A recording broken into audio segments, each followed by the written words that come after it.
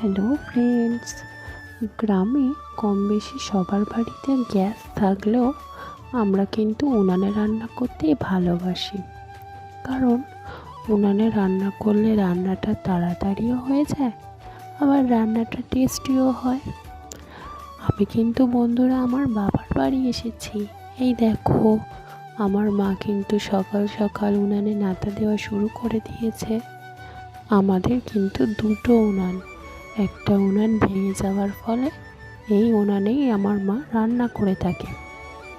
একটু অসুবিধা হলেও কিন্তু এই উনানেই আমাদের রান্না করতে হচ্ছে এখন।